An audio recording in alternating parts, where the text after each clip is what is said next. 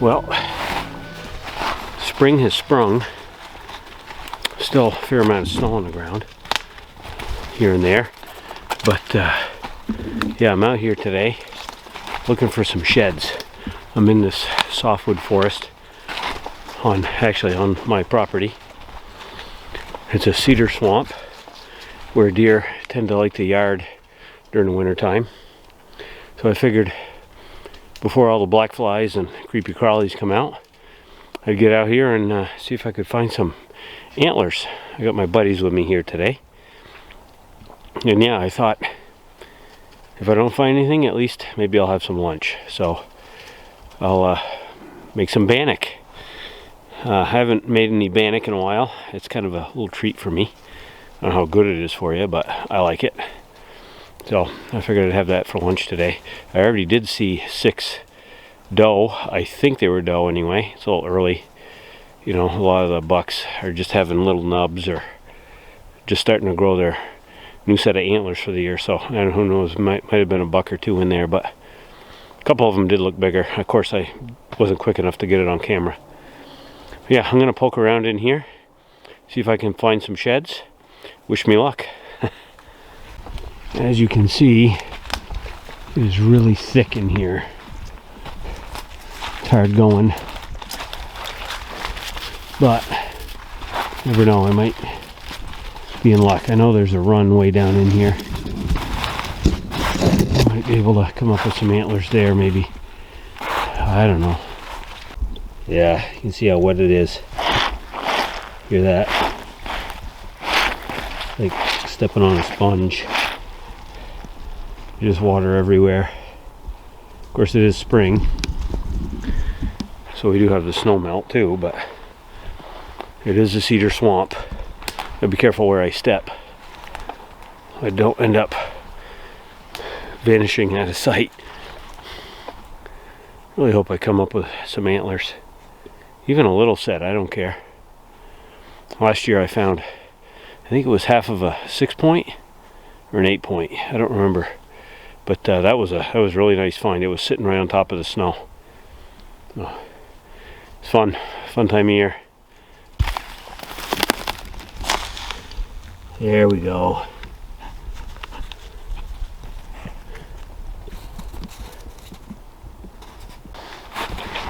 I always love sneaking out to this open area here.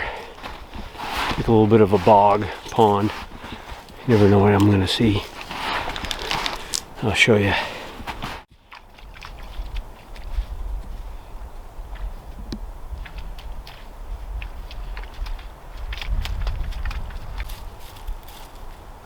Cattail fluff. Really good stuff. It acts like a flash tinder. It goes up like that. It's really quick, but boy, is it awesome stuff to get a fire going. Maybe I'll bring this and show you later. Whoop.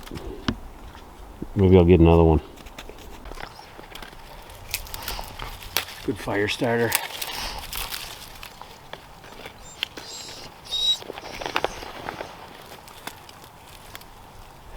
Another one. Another cattail. Well, lots of deer sign in here. Some there. Some right here. Some right there. So, I'm on the right track, but man, it's like walking through a jungle in here. Yeah, there's deer crap all over the place. A couple of really nice runs. They hang out in here a lot, especially in the wintertime. They love cedars. Deer love cedar. They eat the tips, the branches, the buds. Their stomach actually changes during the wintertime to accept that stuff. A lot of people think if they feed deer apples and stuff like that, that they're helping them out in the wintertime, but actually they're not. They're doing them a disservice because their body can't process it, because they've adapted to process bark and more woody substances in the wintertime. So a deer can actually have a lot of food and still starve to death in the wintertime. A lot of people don't know that. They're trying to do them a favor and they're actually killing them. So don't feed the deer in the wintertime.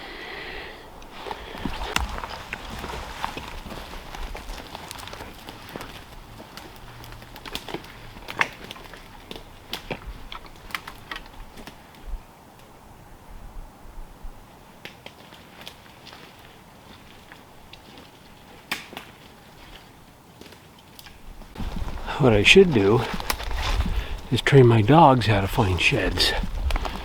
I've always thought about doing that. That'd be kind of cool.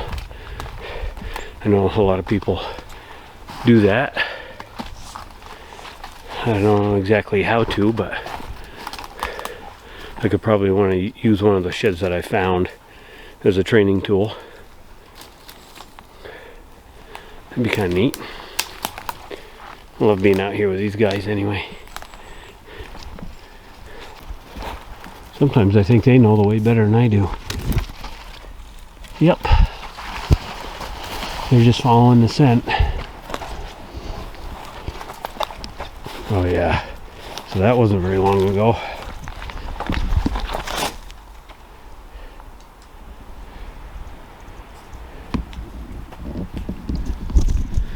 My hope is that walking through here in the wintertime, the deer might have, brushed up against something and knocked an antler off. That's the idea. It kind of ups your chances of finding a shed when you're in thick stuff. Well, this is a really obvious path. Right through here. Wow. That might have even been today. There's that swamp I was just at.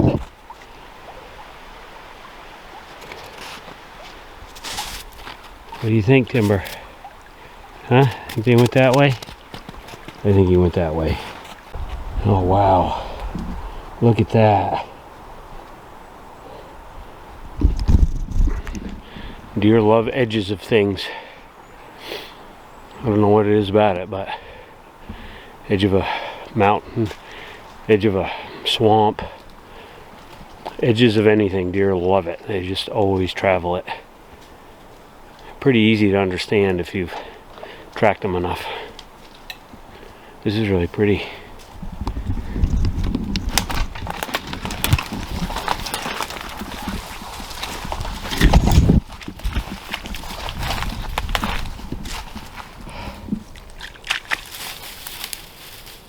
Wow. Spring is here.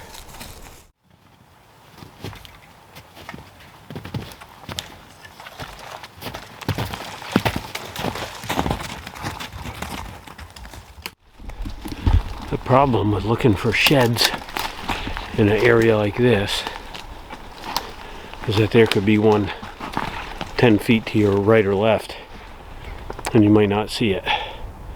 It's pretty thick. You really have to basically walk right over it. But that's part of the fun, right? You never know. Snow is still knee deep in spots. You guys are floating right on top of it though, huh? Yeah, you make it look easy. Well, I worked my way out of the softwoods. I didn't see anything in there. I milled around in there for about an hour or two. Nothing, I didn't come up with anything, but like I said before, I could be 10 feet away from one and not see it, but I know another spot. It's over here in these open hardwoods. I caught a nice 6-pointer in here on my trail camera, and I think an 8. It was a blur, but anyway, I'm gonna go poke around over here. There's a lot more snow. It's probably gonna be knee deep. It's gonna be rough going, but that's what I'm out here for.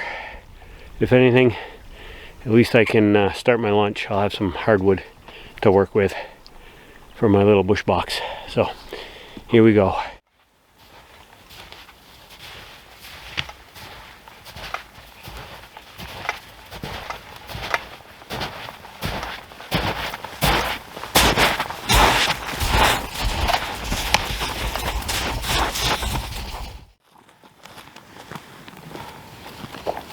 There. Well, I didn't find any sheds, but maybe next time. Here come my photo bombers. Well, I'm at this little clearing right on my property. Figured this is a good place to have lunch. So I already grabbed some dry wood.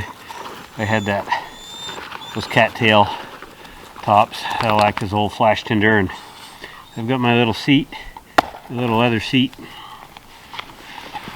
which I absolutely love. I already cut the sticks for it, so we'll put that together. Get out of here, guys. Get out of here. I'm not talking to you. I'm not talking to you. I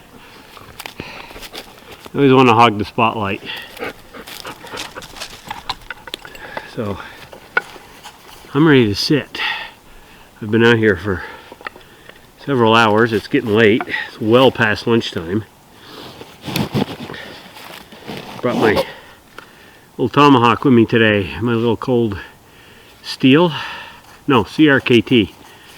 I forget what they call this. It's got the hammerhead on the back. It's kind of cool. Kind of fun. It's not very good for splitting or anything, but the novelty is kind of cool, carrying a Tomahawk in the woods. Okay. Let me get my seat together. I really like this little thing. I use it quite a bit. My buddy Chad Daniels, I've mentioned him before. He made this for me.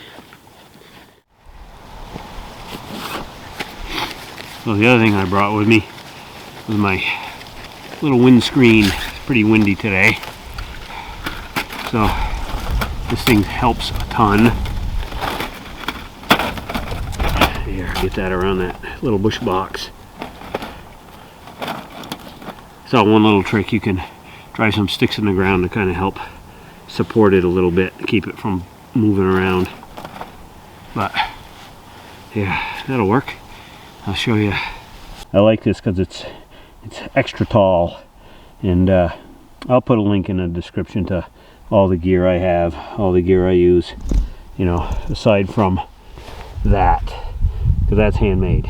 But yeah, I'm a gear guy too. I always like to know what people are using, so as I said, I'll link all this gear in the description below. So yeah, like I said, this little Tomahawk is not the best at splitting, but it's kind of fun. Kind of fun to use.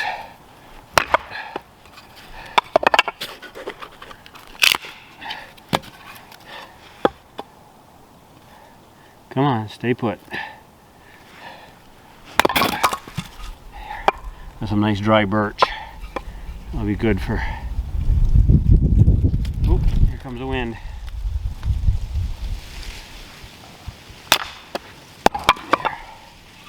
Be good for frying up that bannock.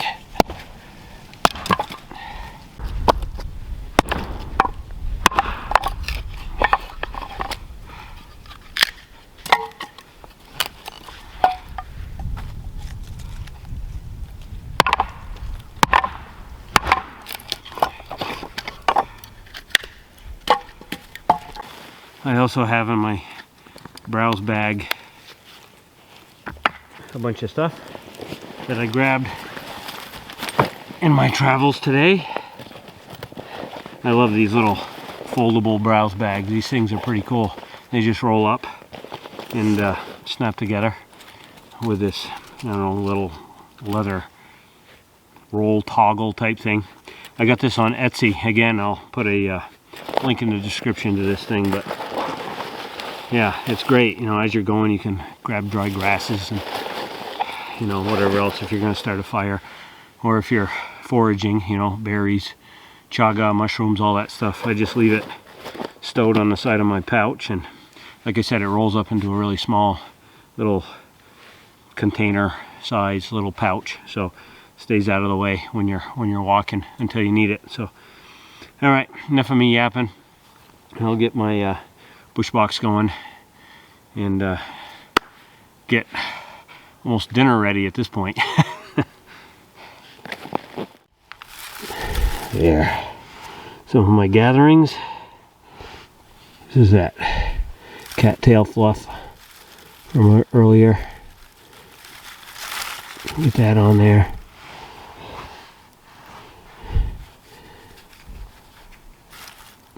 Alright. Here we go.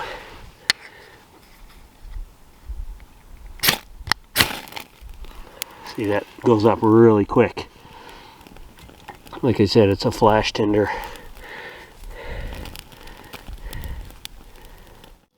Hear an owl in the background.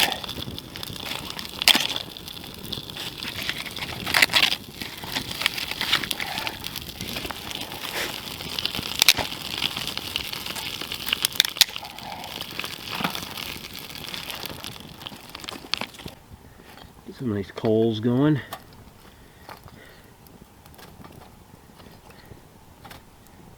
I love these little bush boxes.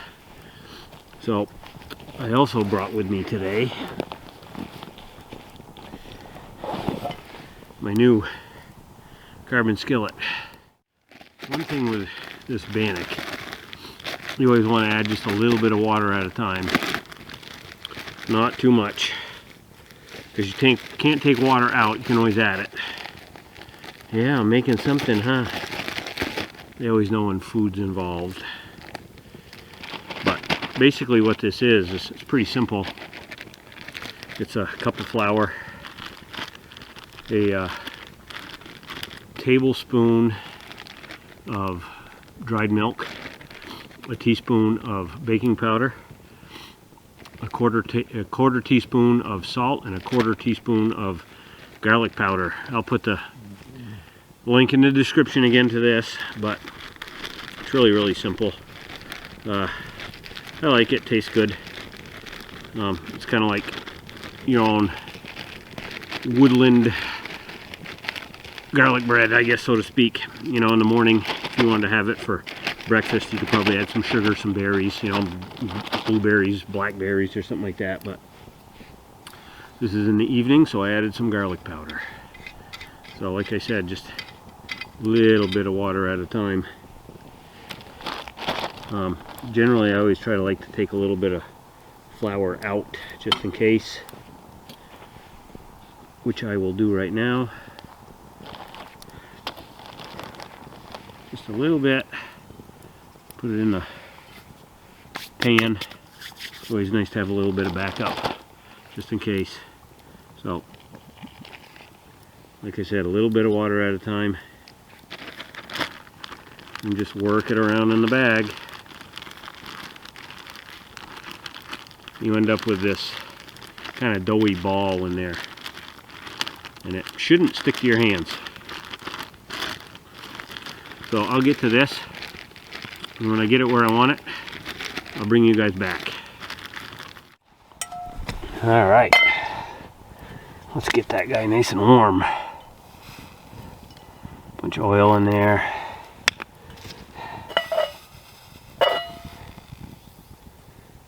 Maybe a pine needle or two. I ended up deciding to only do half a loaf because it was so big. It was just so much. So yeah, I'm gonna get that into like a cookie pancake size. I don't know, about 4 or 5 inches round. Get that oil nice and hot. Toss it in there. Yeah, the other thing you want to do is try to make sure that that oil is crazy hot. It kind of starts to ping. You can kind of see it kind of come alive in the pan. So once that happens, like it is now, you're good. Yeah, see that sizzle? Now let's cut this thing in half, see if we're cooked through yet. No, not quite yet.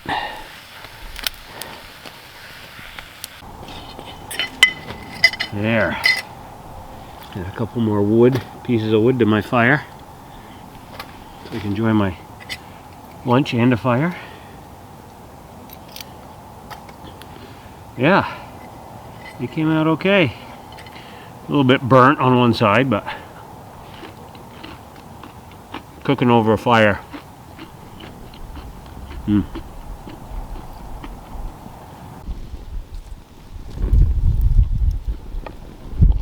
I love that garlic flavor. Mm. Man, that bannock is good. You guys should try it. It's really light, easy to pack. And there's nothing like warm bread out on the trail. I don't know. Mm.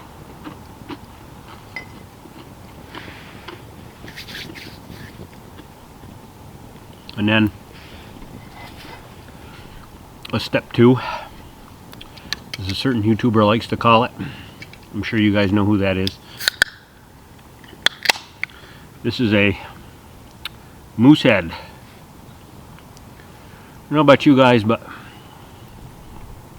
I like supporting Canadian.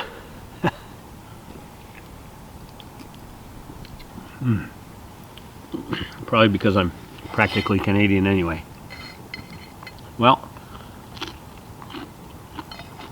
I'm going to sit here, enjoy my afternoon treat, my fire, a beer, my company, and my 2 best friends, and just relax. So, as always, guys, thanks for coming with me on this little weekend adventure. Please like, share, subscribe, and all those other things. Leave a comment. I love hearing your comments. I always try to get back to all of them. So I hope you guys have a wonderful weekend, a wonderful week. And cheers till the next adventure. See you later, guys.